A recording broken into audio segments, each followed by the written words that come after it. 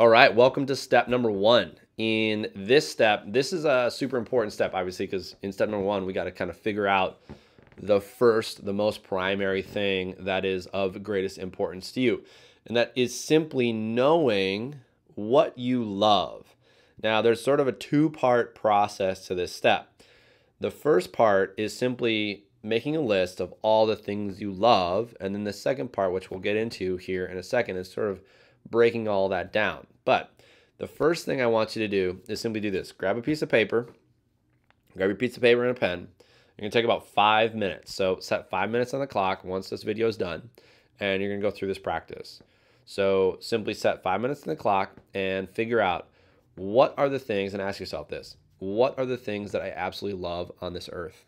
What do I absolutely love? It doesn't matter what it is. It could be horses, it could be coloring, it could be art, it could be music, it could be sport, it could be other humans, it could be trees. I don't care what it is.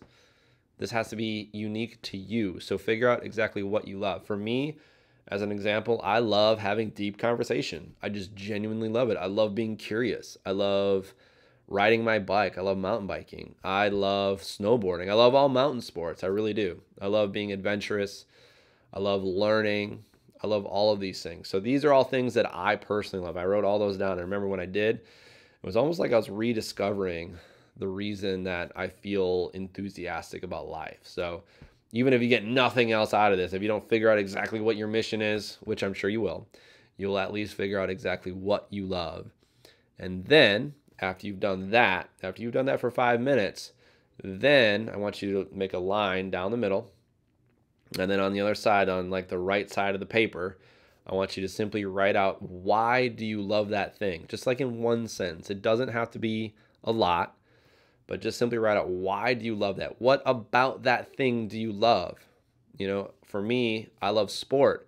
But what I realized is that there was more to the sport than just loving sport. I actually loved the competition aspect of it. I loved the fact that it was a challenge, that you had to go up against a foe and you had to be better than that foe. And in fact, in order for you to be better than that foe, that individual that you were going against, you had to become the best version of yourself in order to do that. You had to face challenge. You had to train yourself. You had to be tactful. So there was this element of warriorship that involved in it. You had to be a leader.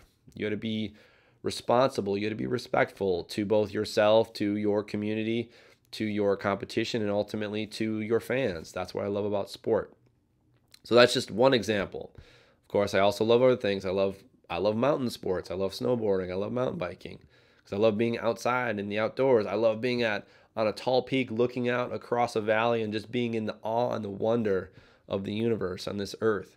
So I love that stuff, right? So again, when you get done with the first list, what you're going to do is you're going to look at the next list, or rather you're going to make a line, and then you're going to make a whole nother column, and you're going to create and write down exactly why do you love those things that you love. And as you do, you're going to start to discover more and more and more about yourself. And then once you discover all of these things about yourself, then you can go on to the next step, which you'll discover here in the other module. And once you do that, then you'll be able to dive into exactly what your mission is on this earth. So start there, enjoy that. I'll see you in the next lesson, and have fun.